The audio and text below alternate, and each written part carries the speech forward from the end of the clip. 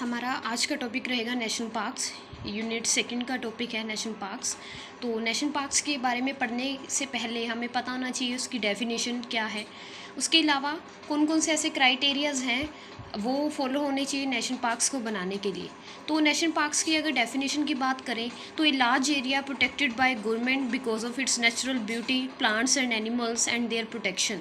ऐसे एरियाज़ जहाँ पे बहुत ज़्यादा लार्ज नंबर में प्लांट्स और एनिमल की स्पीशीज़ हैं और उनको प्रोटेक्शन के लिए अगर सारे एरिया को गवर्नमेंट अपने अंडर कवर करती है तो ऐसे एरियाज़ को हम क्या बोलते हैं, नेशनल पार्क्स बोलते हैं। अब गवर्नमेंट की बात करें तो बायोस्फीयर रिजर्व्स भी आते हैं, बायोडाइवर्सिटी हॉटस्पॉट्स भी आते हैं, जो भी कहीं ना कहीं गवर्नमेंट की ही अंडर आते हैं, लेकिन उनमें भी स्पेसिफिकली रूल्स और रेगुलेशन का क्या होते हैं, चेंज होते हैं। वो जब भी हम बायोस्फीयर रिजर्व्स के बारे में पढ़ेंगे तो उस टाइम बताया जाएगा। जैसे बायोडाइवर्सिटी हॉटस्पॉट के बारे में पढ़ा तो उसमें कंडीशंस हमें पता थी क्या क्या होनी चाहिए। 1500 एंडेमिक प्लांट्स की स्पीशीज़ होनी चाहिए, उसके अलावा 70% हैबिटेट है वो क्या होना चाहिए, लॉस होना चाहिए। तो इन द सेम वे हर एक जगह पे हर एक एरिया के अलग अलग रूल्स एंड रेगुलेशन है। अगर हम बात करें नेशनल पार्क्स के बारे में तो इनके मेन क्या फीचर्स होते हैं। सबसे पहले तो नेशनल पार्क्स के लिए जो एरिया है वो मिनिमम कितना होना चाहिए, 1 हेक्टेयर। मीनिंग अगर कहीं पे नेशनल पार्क होगा या किसी एरिया को नेशनल पार्क में कन्वर्ट किया जाना है तो वहाँ पे मिनिमम एरिया 1 हेक्टेयर का होना चाहिए, उससे कम नहीं होना चाहिए। और सेकेंडली वहाँ पे प्रोटेक्शन प्रायोरिटी पर होनी चाहिए। मीनिंग हमने वहाँ पे एनिमल्स और प्लांट की प्रोटेक्शन को प्रायोरिटी पर रखना है, ना कि इसको टूरिज़्म के लिए या किसी और यूज़ के लिए हमने उसको यूज़ करना है। उसके बाद है जो भी नेशनल पार्क्स होते हैं वहाँ पे जो स्टाफ होता है और जो बजट होता है वो क्या होता है, सफिशेंट होता है, ताकि जो इफ़ेक्टिव प्रोटेक्टिवनेस क्या है, मीनिंग वहाँ पे जितने भी प्लांट्स हैं और जो एनिमल्स हैं उनको प्रॉपर वे से प्रोटेक्ट करके रखा जा सके। तो सभी की सभी फैसिलिटीज़ वहाँ पे अवेलेबल होती हैं। उसके बाद नेचुरल जो भी रिसोर्सेज हैं, वहाँ के प्राकृतिक जो भी संसाधन है उस एरिया में, उनकी एक्सप्लॉयटेशन अलाउड नहीं होती है। मीनिंग वहाँ से हम कुछ भी नेचुरल अपने यूज़ के लिए इकट्ठा नहीं कर सकते हैं, चाहे वो हमारे डेली यूज़ की कुछ भी पार्ट हो, चाहे कोई भी अन्य नेचुरल रिसोर्सेज हो, हम उनको वहाँ से यूज़ नहीं कर सकते। उसके बाद है no endogenous human interference is allowed like wild life sanctuaries. तो मैंने पहले भी बताया कि हर एक चीज़ का जो रूल्स एंड रेगुलेशन है वो क्या क्या है, अलग अलग है। जैसे वाइल्ड लाइफ सेंचुरीज़ की बात करेंगे तो वाइल्ड लाइफ सेंचुरीज़ में कुछ एरिया में ह्यूमन की सेटलमेंट या ह्यूमन बींग है वो रह सकते हैं, लेकिन नेशनल पार्क्स के केस में जहाँ भी नेशनल पार्क का एरिया होगा वहाँ पे ह्यूमन बींग की सेटलमेंट है वो नहीं हो सकती। उसके बाद आता है ग्रेजिंग भी क्या है, प्रोहिबिटेड है। वहाँ पे किसी भी एनिमल्स की वहाँ पे हम ग्रेजिंग नहीं करवा सकते, क्योंकि वो भी एज आ अंडर पर्सनल यूज़ ही आता है। उसके बाद टूरिज़्म भी अलाउड नहीं है, लेकिन अगर टूरिज़्म वहाँ पे अलाउड होगा तो लिमिटेड एरिया में होगा। और इसके अलावा जो सेकंड कंडीशन है वो ये है कि किसी भी नेचुरल रिसोर्सेज की या प्राकृतिक संसाधनों का वहाँ से यूज़ नहीं किया जाएगा। किसी तरीके की वुड को, फ्यूल को वहाँ से हम इकट्ठा नहीं कर सकते। उसके बाद प्रोटेक्शन वहाँ पे क्या होती है, बहुत लार्ज लेवल पर होती है। सभी शायद आप लोगों ने कभी कोई नेशनल पार्क वगैरह देखा भी होगा तो उनकी बाउंड्रीज वगैरह बहुत प्रॉपर वे से बनाई जाती हैं। तो हमारे जो टूरिज़्म है या एज आ टूरिस्ट अगर हमने उसे देखना भी है तो उनकी जो भी एनिमल्स की प्रोटेक्शन की जाती है तो बहुत बड़ा एरिया बीच में स्पेस क्या है खाली छोड़ा जाता है, ताकि हम लोगों की वजह से कोई एनिमल को किसी भी तरीके का हार्म ना हो। उसके बाद क्या है कि अगर एक बार कोई भी एरिया है वो नेशनल पार्क के अंडर ले लिया जाता है तो उस एरिया के ऊपर फिर नॉर्मल या कॉमन पीपल का कोई भी राइट नहीं रहता है। उनकी पूरी की पूरी कॉस्ट दे दी जाती है उस एरिया के बदले में। बल्कि इसके उल्टा वाइल्ड लाइफ सेंचुरीज़ वगैरह में क्या होता है कि हमें मंथली या ईयरली कुछ ना कुछ इनकम वगैरह दी जाती है उस एरिया के बदले, लेकिन वो जो एरिया वो स्पेसिफिकली ह्यूमन या जिससे हमने लिया है उसी के अंडर रहता है। लेकिन नेशनल पार्क के केस में वो जो भी एरिया होगा जहाँ पे नेशनल पार्क को बनाया जाना है वो एरिया टोटली गवर्नमेंट के अंडर होगा। उसके बाद आता है कि हम इसको वापस से सेंचुरीज़ में कन्वर्ट नहीं कर सकते। सेंचुरीज से नेशनल पार्क को बनाया जा सकता है, वो हम फर्दर बताएंगे कैसे बनाया जा सकता है, लेकिन अगर हम नेशनल पार्क को वापस सेंचुरीज़ में कन्वर्ट करना है तो उसे नहीं कर सकते, क्योंकि सेंचुरीज़ क्या होती हैं, लार्ज एरिया होता है, वहाँ पे ह्यूमन बीइंग की कुछ अमाउंट तक अलाउंस होती है अपने डेली यूजेस के काम करने के लिए, लेकिन नेशनल पार्क्स में ऐसा नहीं है। तो सेंचुरीज़ में क्या किया जाता है, कुछ एक पार्ट ऐसे एरियाज जिनको ज़्यादा प्रोटेक्शन की रिक्वायरमेंट है उसे नेशनल पार्क का नाम दे दिया जाता है। तो इन द सेम वे हम नेशनल पार्क को दोबारा से सेंचुरीज़ में कन्वर्ट नहीं कर सकते।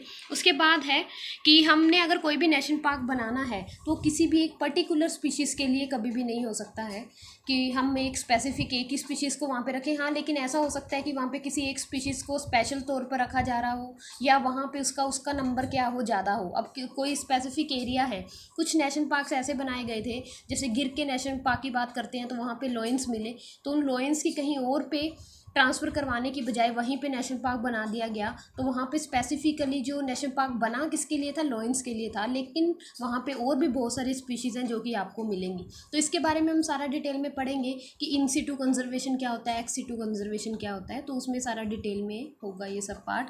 उसके बाद है जो बायोस्फीयर रिजर्व्स है, सबसे बड़ा एरिया है, वो अपने अंदर नेशनल पार्क्स को और वाइल्ड लाइफ सेंचुरीज़ को इंक्लूड करते हैं। जैसे मैंने आपको पहले भी बताया कि बायोस्फीयर रिजर्व्स के बाद आते हैं wild life centuries. Wild life centuries का भी कुछ पार्ट फिर क्या बना दिया जाता है, नेशनल पार्क्स बना दिए जाते हैं। तो फिर कई बार कुछ हमारे पास ऐसे रिजर्व्स भी होंगे जिनके अंडर वाइल्ड लाइफ सेंचुरीज़ भी इंक्लूड होंगे और नेशनल पार्क्स भी क्या होंगे, इंक्लूड होंगे।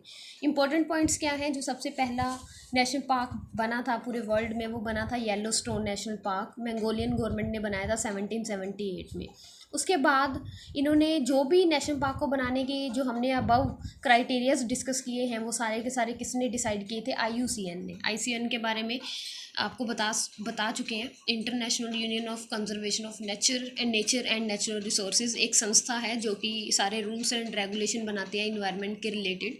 लेकिन हमारे पास कुछ एक्सेप्शंस हैं। एक्सेप्शंस कैसे हैं कि हमारे पास कुछ नेशनल पार्क्स ऐसे हैं जो IUCN की जो भी क्राइटेरियाज है उनको फॉलो नहीं करते, लेकिन फिर भी हमने उनको नेशनल पार्क में इंक्लूड किया है। कुछ एक स्पेसिफिक रीज़न होते हैं, क्योंकि कुछ एनिमल्स की क्या होती है, रिक्वायरमेंट होती है प्रोटेक्शन की। तो अगर हमारे पास ये सभी कंडीशन को फॉलो नहीं भी कर रहा है, लेकिन उस एनिमल की जो प्रोटेक्शन है वो ज़्यादा ज़रूरी है कंपैरेटिवली बाकी रूल्स रेगुलेशन के, तो हमारे पास कुछ नेशनल पार्क्स ऐसे भी मिलेंगे जो कि IUCN के क्राइटेरियाज़ को फॉलो नहीं करते, लेकिन उनका नंबर क्या है, बहुत कम है।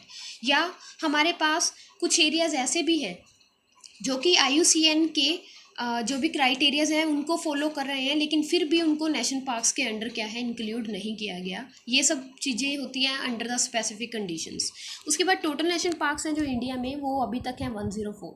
आपको इसका नंबर भी क्या है, हर जगह पे अलग अलग दिखाई देगा। जैसे कुछ जगह पे आपको 166 भी दिखाई दे सकता है, लेकिन ये जो मैंने अपनी डाटा लिखा है वो डाटा लिखा है वाइल्ड लाइफ डाटाबेस पर, नेशनल वाइल्ड लाइफ डाटाबेस पर। मई 2019 में जो पूरी इन्वेस्टिगेशन वगैरह हुई थी उसके बेस पर अभी तक जो इसका नंबर है वो 104 है।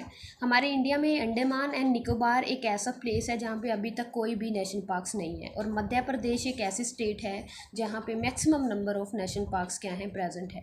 टोटल जो नेशनल पार्क का एरिया है वो नियर अबाउट 40,000 किलोमीटर स्क्वायर के है, जो कि हमारे इंडिया के टोटल एरिया का 1.23% है। उसके बाद बात करते हैं कि इम्पोर्टेंट नेशनल पार्क्स कौन कौन से हैं इंडिया के।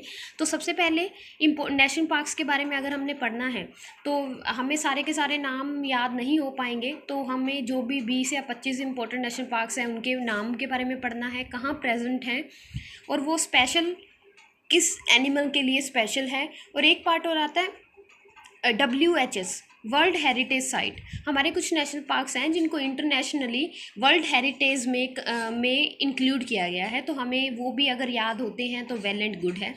मध्य प्रदेश की बात करते हैं सबसे पहले, तो यहाँ पे हम 5 नेशनल पार्क्स के बारे में पढ़ेंगे। वैसे यहाँ पे नंबर क्या है, ज़्यादा है। Bandhavgarh national park, Kanha national park, Panna national park, Pench भी बोलते हैं इसको national park, and Madhav national park. Bandhavgarh national park है वो रॉयल बंगाल टाइगर्स के लिए है। कान्हा में भी टाइगर्स की प्रोटेक्शन को ज़्यादा मेजरली रखा जाता है। पन्ना में भी टाइगर रिजर्व्स हैं। पेंच में royal Bengal tiger and birds, और माधव नेशनल पार्क में wild life tourism, meaning tourism के लिए फेमस है माधव नेशनल पार्क है, क्योंकि यहाँ पे बायोडाइवर्सिटी बहुत रिच है टूरिज्म पर्पस के लिए। उसके बाद आता है राजस्थान की बात करें तो हमारे पास भरतपुर बर्ड सेंचुरीज है। 2 नाम है, क्लौडियो एंड भरतपुर बर्ड सेंचुरीज, एक ही नेशनल पार्क के नाम है। ये भी स्पेशल है बर्ड्स के लिए और इसको वर्ल्ड हेरिटेज साइट में भी रखा गया है। रणथंभौर की बात करें तो इसके बारे में आपने सुना होगा, टाइगर्स की स्पेशल प्रिजर्वेशन के लिए है और वर्ल्ड हेरिटेज साइट में ये नहीं आता। उसके बाद उत्तराखंड की बात करते हैं तो राजाजी नेशनल पार्क है एशियन एलिफेंट्स के लिए। जिम कॉर्बेट सबसे फेमस जो इंडिया का नेशनल पार्क है वो किसके लिए है? बंगाल टाइगर के लिए। जिम कॉर्बेट का नाम पड़ा था एक हंटर के बेस पर। टाइगर्स का नंबर ज़्यादा होने की वजह से उत्तराखंड में उनकी हंटिंग के लिए स्पेशल इंग्लैंड से किसी को बुलाया गया था, उनका नाम था जिम कॉर्बेट, और उन्हीं के नाम पर ये जो नेशनल पार्क का नाम पड़ा। वैली ऑफ फ्लावर्स और नंदा देवी की बात करें तो ये बिल्कुल एक साथ प्रेजेंट हैं। बहुत लार्ज नंबर में वेजिटेशन यहाँ पे प्रेजेंट है, और ये कुछ ट्रांजिशन जोन भी बनाते हैं कुछ अलग पार्ट्स के साथ। ट्रांजिशन जोन क्या होता है? दो अलग अलग वेजिटेशन के बीच में एक जो जोन होगा जहाँ पे दोनों का मिक्सचर प्रेजेंट होगा वेजिटेशन का, उसे हम क्या बोलते हैं? ट्रांजिशन जोन बोलते हैं। यहाँ पे कुछ एंडेमिक प्लांट्स, एंडेमिक के बारे में आपको ऑलरेडी बताया हुआ है कि स्पेसिफिकली वहीं पर मिलने वाले फ्लावर्स हैं, उनकी वेराइटी बहुत प्रेजेंट है। Snow leopard, blue ship, brown bear जैसे कुछ एनिमल्स हैं जो कि यहाँ प्रेजेंट है। वैली ऑफ फ्लावर्स और नंदा देवी दोनों ही वर्ल्ड हेरिटेज साइट में आते हैं। केरला की बात करें तो इसके बारे में हमने पढ़ना है इरेविकुलम नेशनल पार्क के बारे में। यहाँ पे नीलगिरी या ताहर बोलते हैं जिसको, गोड लाइक स्पीशीज़ होती है ये, इसकी वो अंडर प्रोटेक्शन रखा जाता है या इसके लिए वो फेमस है। आपको सारे ही एनिमल्स यहाँ पे मिलेंगे, मोस्टली हर टाइप की स्पीशीज़ मिलेगी, लेकिन कुछ एनिमल्स ऐसे होते हैं जो कि वहाँ पे सेंटर होते हैं अट्रैक्शन का, तो उन्हीं के बारे में हम पढ़ रहे हैं यहाँ पे स्पेसिफिकली, उनका नाम है। असम की बात करें तो असम में है Manas national park, Kaziranga national park and Kanchenjunga national park. Manas national park ये तीनों ही वर्ल्ड हेरिटेज साइट में आते हैं। मानस नेशनल पार्क में गोल्डन लंगूर है और असम रुफ्ड टर्टल भी प्रेजेंट हैं। काजीरंगा में वन हॉर्न राइनोसिरोस के लिए ये सबसे ज़्यादा फेमस है। कंचनजंगा में snow leopard, red panda, Tibetan wild ass and Himalayan black bear वगैरह की वैरायटीज़ आपको यहाँ पे मिलेंगी। तो ये सभी वो एनिमल्स हैं जो कि कहीं ना कहीं थ्रेटन्ड या एंडेंजर्ड की स्पीशीज़ में आते हैं, तो इनको प्रोटेक्शन की रिक्वायरमेंट है। तो जो भी नेशनल पार्क्स वगैरह बनाए जाते हैं वो स्पेसिफिकली उन्हीं एनिमल्स या प्लांट्स की प्रोटेक्शन के लिए ही है, ताकि जिनका नंबर क्या रह गया, कम रह गया है, उनको अंडर प्रोटेक्शन रखा जा सके। उसके बाद जम्मू एंड कश्मीर की बात करते हैं तो डाचीगम नेशनल पार्क है। Hemis high altitude national park है, हमारे एशिया का लार्जेस्ट नेशनल पार्क है हेमिस हाई एल्टीट्यूड, लद्दाख में प्रेजेंट है।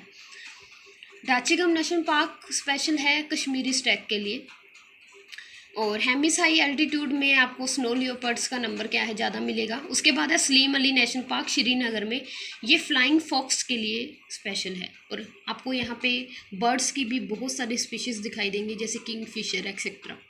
कर्नाटका की बात करें तो कर्नाटका में है Bandipur national park, Dandeli national park and Nagarhole national park.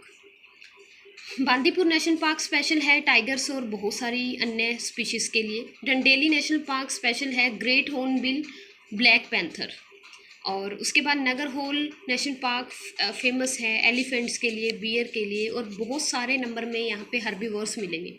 Herbivores का मीनिंग क्या है? जो प्लांट्स के ऊपर डिपेंडेंट है अपने फूड के लिए। गुजरात में आपको पता ही है, एक तो फेमस नेशनल पार्क है ये गिर लोइंस का नंबर वहाँ पे क्या है, ज़्यादा है। सेकंड है ब्लैक बक। ब्लैक बक का जो नाम है वो ब्लैक बक से ही रखा गया था, क्योंकि वहाँ पे ब्लैक बक को अंडर प्रोटेक्शन स्पेशली रखा गया है। वेस्ट बंगाल की बात करें तो वहाँ पे सुंदरबंस टाइगर रिजर्व है टाइगर्स के लिए, और यूपी की बात करें उत्तर प्रदेश की तो दुधवा नेशनल पार्क है, किसके लिए? चीता और डियर की प्रोटेक्शन के लिए, ये भी वर्ल्ड हेरिटेज साइट में आता है। तो आपने इतने जो नाम हैं वो आपको याद ही करने पड़ेंगे, नाम याद करने हैं। अगर आप उनके स्पेसिफिकली एनिमल्स स्पेशल वहाँ पे कौन सी प्रोटेक्शन में रखे जा रहे हैं उनके बारे में याद कर सकते हो तो बहुत अच्छी बात है। अगर नहीं भी हो रहा तो आप लोग नेशनल पार्क की डेफिनेशंस, क्राइटेरियाज और 20 या 25 जो इम्पोर्टेंट नेशनल पार्क हैं और कहाँ प्रेजेंट है, इतना आपको उनका मस्ट है वो याद होना चाहिए।